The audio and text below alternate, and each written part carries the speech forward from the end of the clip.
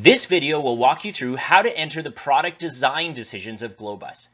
If you haven't already figured out the secret of doing product design, you will be surprised at what a big difference it makes. And remember, for a full walkthrough, or just to get your questions answered, see the link in the description to book a Glo-Bus coach. Stick with us, as it will really enhance your business knowledge for you to win Glo-Bus. Right, here we are on the product design page. And for the first year, we can take a look at all of the pieces that make a camera. Here's the camera, and here is the drone design. So you get to be an engineer. Which pieces and in which combination are you going to put together so that you can have some kind of performance quality rating that results from all of these pieces? All of these pieces, of course, you can have this drop-down menu. You can choose anything that you want in any different combination, and it will give you a different performance quality rating. However, we can get the same performance quality rating if we decrease one thing and maybe increase another by a certain amount. See, that's the same performance quality rating. All of this is added up in the projected AC camera production costs. It's on a per unit basis and the total. The thing we really care about is on a per unit basis because our number of units will vary over time. And the total number of the cost per unit is found by adding up all the pieces. And then there's labor that has to go on top of that. We have to build it. And then we've got R&D expenditures. We've got allowance for warranty repairs, and we've got maintenance of plant and equipment, depreciation of plant and equipment. It culminates in a total camera production assembly cost, which is the most important number on this page besides the performance quality rating, which determines our market share, or helps us determine what our market share is. So how do I do this page? Well, the idea is you pick a performance quality rating that's reasonable. Let's pick maybe a PQ rating of 4. So which means I have to get there first. Let's see. I need to increase some things to get me to a PQ rating. And that's what I'm going to do. I'm going to increase all kinds of things to get me to some kind of PQ rating of 4. Now that leads to a total camera production assembly cost of $178.01 in this case. And given all of these pieces, is there any way I can put all these pieces together so I get a lower total camera production assembly cost? And so let's take a look at what we can do. And I need to change each time 2 different things because I'm going to always want to keep my PQ rating target at 4. So if I decrease, say, image sensor, I'm going to decrease it down to 9mm, it creates a deficiency in my performance quality rating. So I can't necessarily go down here and say that I did a good thing, because the PQ rating changed it as well. So I need to bring that PQ rating up to 4.0, and then I'll be able to compare to what I had before, which was something like this, 178. So I basically like to write down this 178, and then I like to write down my target, my PQ target. And I like to say, let's make a different combination to get me a lower total camera production assembly cost for a constant PQ. So let's watch how I do that. Maybe I'll decrease the image sensor. I'll increase camera housing.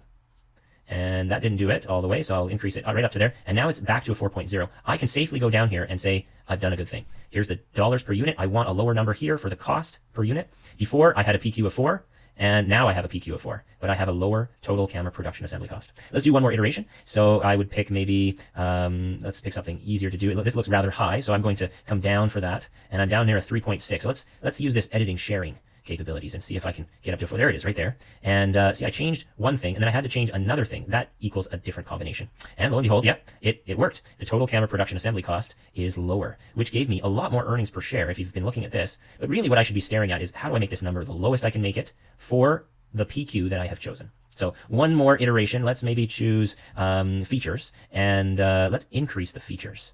And see, I'm way up for performance quality rating. It's a 4.7 now. I have to come back down to 4.0, not using features. I can't use because that's what I just changed. But I can maybe, I'm going to try something else. Maybe I'll use this included accessories. And that didn't quite get me down, so I need to use something else. Let's try using editing sharing. And that still doesn't get me down there. And here's my 4.0 again.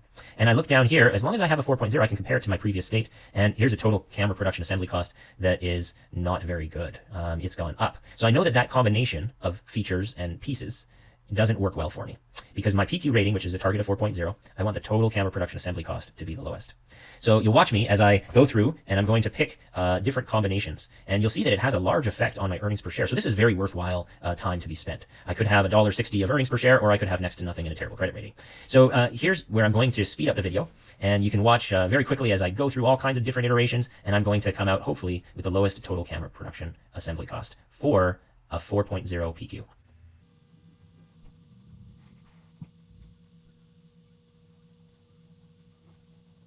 Hi! Liking this video will let me know whether or not it's any good.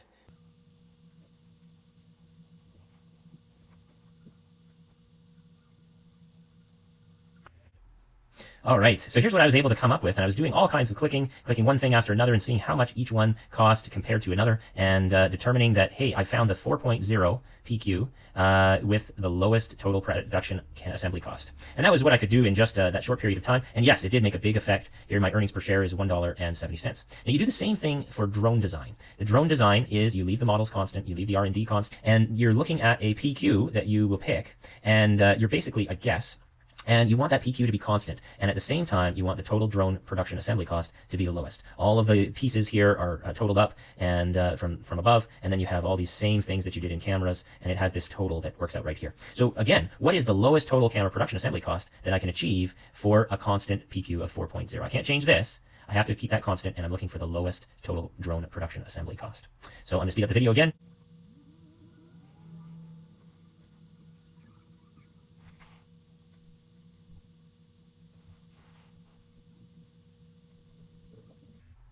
All right. So that was pretty much all I could do with that. I could only save off a couple cents. And that's sometimes what's the case. Especially if you've done this once or twice before in previous rounds, you're going to find that what you had from before is pretty close to the total camera production assembly cost that is the minimum for your given PQ. So that's how to do this page. And in later pages or in later pieces of the videos, you're going to see the action of models and product R&D expenditures, which we did not touch on. And that can be done independent and should be done maybe at the end. So we're doing pretty well with an earnings per share so far of $1.70. And we've got image rating, which is equal, and credit rating and the return on equity. We're feeling pretty good about this page right now. See the link in the description to book a Glo-Bus coach. Available as a free spreadsheet you can download in the description. Click on this video next and don't forget to subscribe.